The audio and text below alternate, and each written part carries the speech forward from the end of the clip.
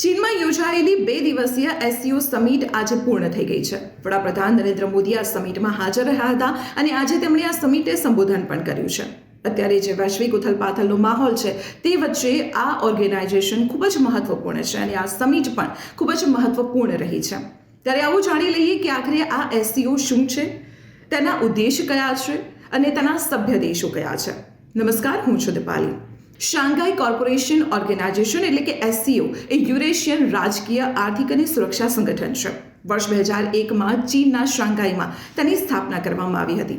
જો તેના ઉદ્દેશોની વાત કરવામાં આવે તો જે તેના સભ્ય દેશો છે તેની વચ્ચે રાજકીય, આર્થિક અને સાંસ્કૃતિક સહયોગને પ્રોત્સાહન આપવાનો છે.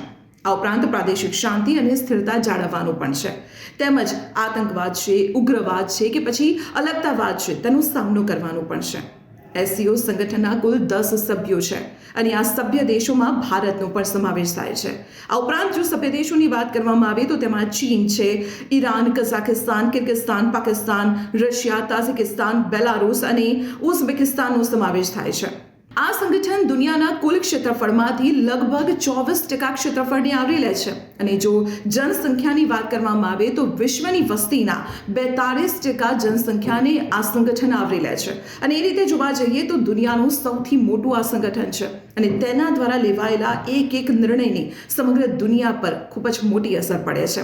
તો આવી જ ઇન્ફોર્મેટિવ જાણકારી માટે આપ જોડાયેલા રહો સંદેશ ડિજિટલ સાથે.